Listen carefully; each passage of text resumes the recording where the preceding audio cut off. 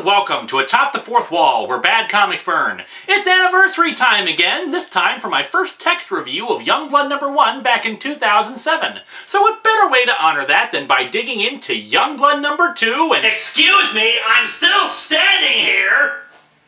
You came in, I laughed, you sat down and started reviewing! Oh, right, you're still standing there.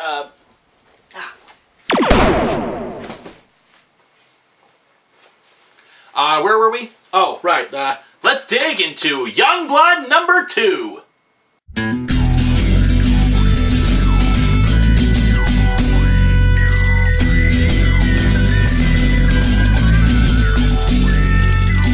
Welcome to Atop the Fourth Wall, where bad comics burn. Linkara's gonna teach you all a lesson you won't learn. Brodsky, you're not the smartest. Life out, you're not an artist. Anyone who's had a bad comic published, it could be your turn. Linkara, he's a man punch, wears a birdie hat. Linkara, he has a magic gun. Where'd he purchase that? Linkara, coins, robots, Amazon and trucks. Linkara, this comic sucks. Linkara. Youngblood, Youngblood, Youngblood, Youngblood. Oh, Liefeld, how I have missed thee! Amidst all the various bland covers of Ultimates 3, or the "Hey, it's just my face" cover of Pit, we've really been missing out on just a stupid, poorly drawn cover, and you deliver the goods. Or rather the awfuls in this case. Like before, we have two covers, though this time we don't have the idiotic flip the book over for the other half of the story. No, this time we just have an idiotic backup story for the flipping. Introducing Shadowhawk! Hey Rob, it's only the second issue. Maybe you want to make us give a crap about the characters you already have before you introduce Wolverine knockoff number 79, okay? And really, try to extend your arms back like that and see how long it takes for you to hurt yourself. And the other cover just hurts the eyes. Random wavy lines everywhere, most of the characters are in this dizzying green shade that contrasts with the rest of the page. Oh, and here we introduce this loser. A prophet cometh! What's really funny is that looking at him with the swords and its stupid wrestling helmet, he actually looks like a ripoff of one of Rob's own characters named Shatterstar. And let's not forget that Rob believes that the human anatomy is basically broken up into various solid chunks of roasted ham, wherein your thighs are wider than your head. And where the hell are they standing? It's like they're trapped in some kind of lava bubble bath, and Prophet there can just hover above it while some of them are knee-deep while others are crouching in it. When we last left our protagonists, the home team of Youngblood had successfully done, well, nothing other than whine and bitch to each other. The away team of Youngblood had successfully assassinated a Middle Eastern dictator and then covered up their murder. The next generation of heroes, ladies and gentlemen! We open to a prologue, because I'm sure Youngblood really needs a friggin' prologue. Our location? Otherwhere. Huh. You know, Rob, if you can't be bothered to make a place up, don't even bother. I didn't even care where these losers were, but since you brought it up, now it just makes you look even stupider. Now, at first glance, you might think these morons are just Youngblood again, but no! This is in fact an entirely different team called the Berserkers. They just happen to look exactly like the Youngblood. Why, there's Badrock up there, Shaft shooting some gun, Vogue on the lower left, and of course Wolverine knockoff number 134. All this just further illustrates that Rob Liefeld, even with his own new universe and continuity, had to rip off himself for ideas. Oh, and this is all dedicated to Jack Kirby, as if Liefeld was anywhere near the same league as Jack Kirby. Anyway, they're led by Cross, who says they have to reach Kirby in time. Huh. Dedicated to Jack Kirby, and there's a character named Kirby. Anyway, Otherwhere is made up of metal hallways that are full of faceless goons that decide that physics are for dorks and just kind of float around without regard to where anything is. The Wolverine knockoff named Wildmane has hair twice as big as his head. This man single-handedly keeps a company that makes hair gel afloat with that do. Also, the guy must be a shapeshifter or something because he keeps growing or getting smaller. Look at this, suddenly he's 3 times as big as Cross. In the previous page, he was hunched over and looked like the same size. Perspective, foreshortening, these are fruits Liefeld can only dream of. The Death Squad has never proven a match for Wildmane. Or for Battle Axe! Yeah, right, Battle Axe. Don't you mean Great Knife? Anyway, tossing aside the goons, they meet Kirby. And yes, Kirby is exactly what you think he is. Jack Kirby, cigar chomping and all, as an over-muscled, pouch-sporting, huge gun-wielding Liefeld monstrosity. Rob, Jack Kirby helped invent the Fantastic Four. He helped create Captain America. He invented the new gods. This isn't a tribute, it's a mockery of the man and his work. You fail! But as usual, it's up to the little guy to mop the mess up. Where's Dark Angel? We lost him. Just one more reason to nail Darkthorn. Naturally, Dark Angel is spelled with a C instead of a K, and Darkthorn with 2 N's, and neither name is separated by spaces. Because poor literacy is cool.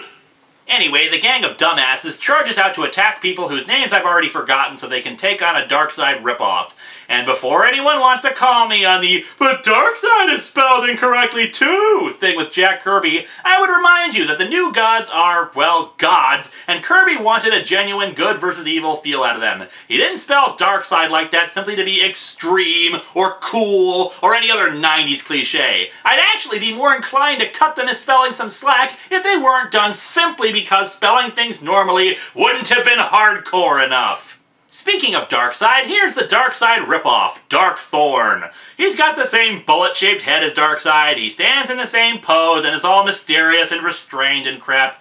And what a poorly designed ripoff, too. Darkseid was genuinely reflected in his namesake, with dark blue, gray, and black tones to him. So how is Darkthorn dressed in reflection of his character? In purple, red, light blue, and gold. Or maybe this is just his Mardi Gras costume, I don't know. Oh, but to really emphasize the goofy here, he has, of course, huge shoulder pads, a golden helmet with little wings on the side, and feet that are smaller than his head.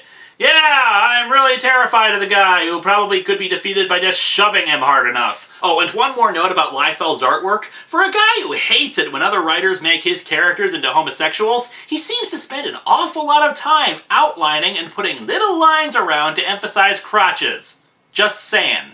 But enough of that, I guess the prologue must be over without really learning anything interesting, because we now cut to a splash page of this guy's face and the title Prophecy along the top. According to the dialogue captions, old Green Eyes here is named Prophet, and he's in a cryogenic chamber. His name is Prophet, Jonathan Taylor Prophet, and by our calculations, he's at least 80 years old. Oh yeah, cryogenic chambers were all the rage back in the 1920s. The idea was to go to a speakeasy, get drunk, get in a cryo chamber, and sleep off that hangover.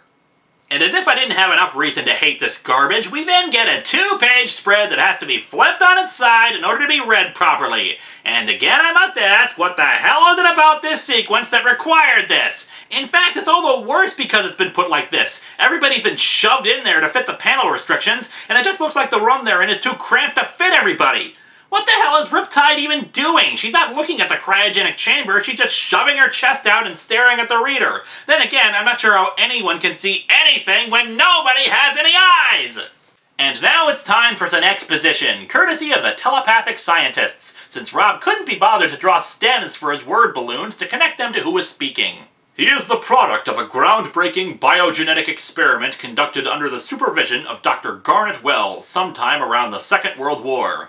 Garnet Wells, the mad scientist? I'm not mad, just angry. The telepathic scientists continue with purple text boxes.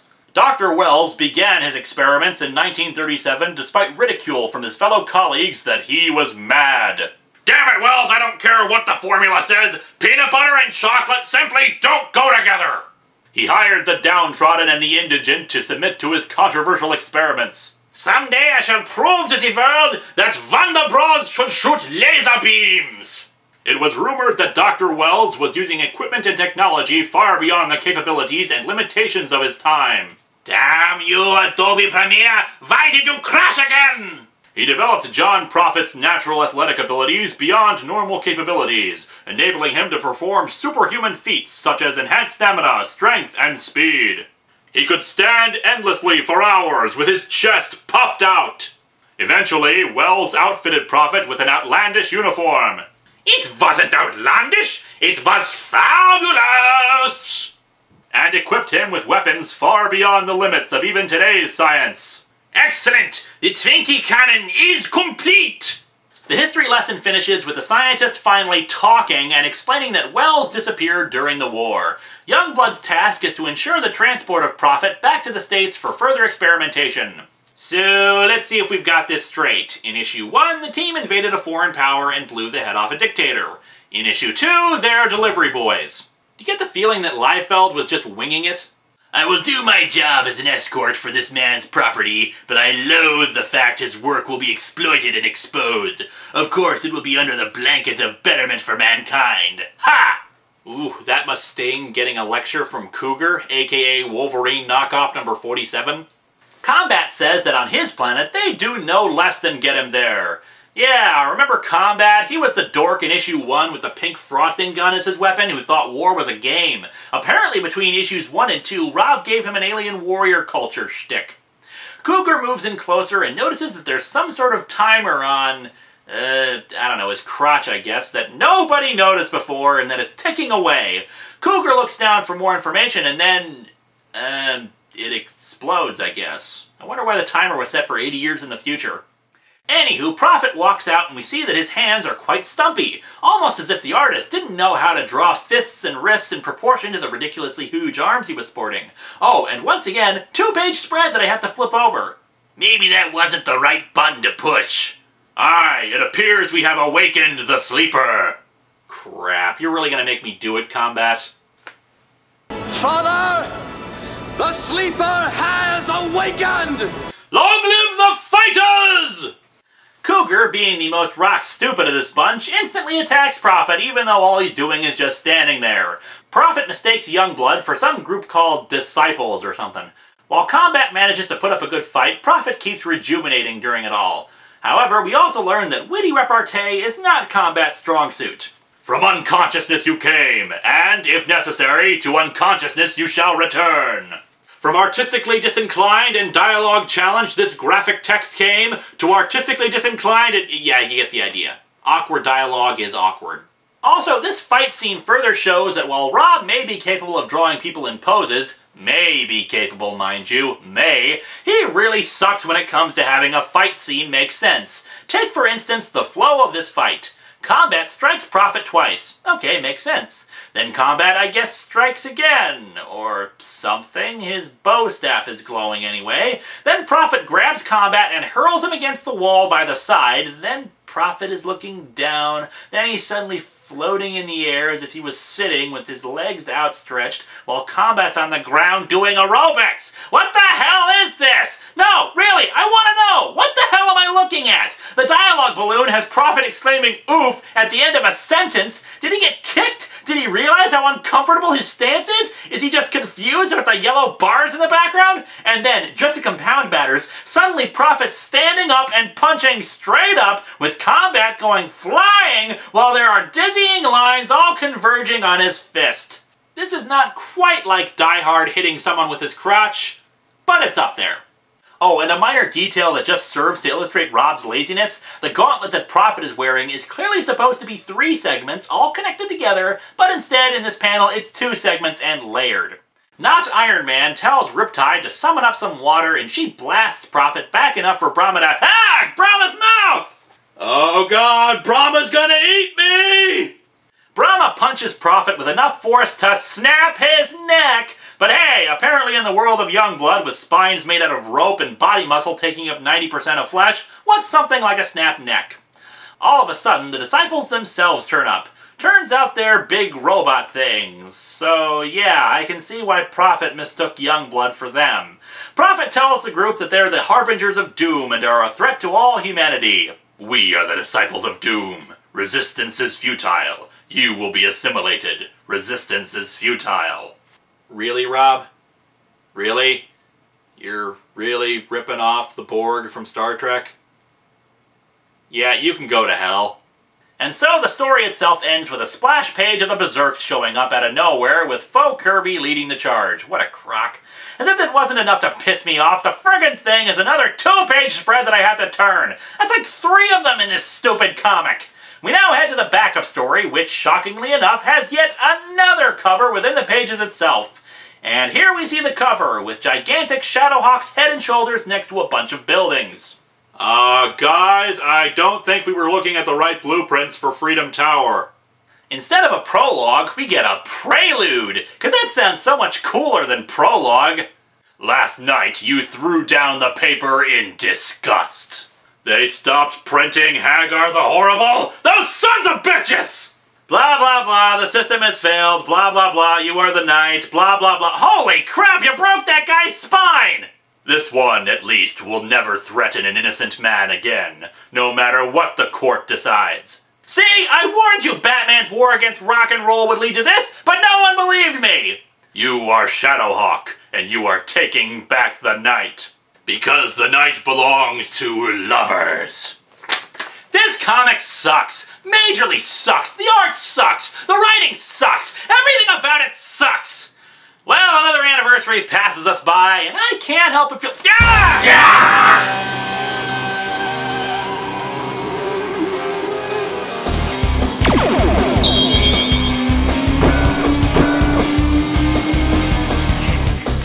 Well, crap. I don't know who you are, bucko, but you're not human. You are an android, but me, I am a man! Ah! Why do I always try to punch robots? It never works! Oh, I've been looking forward to this for a very long time. Who the hell are you, anyway? What, don't you recognize me? It's me, Poyo.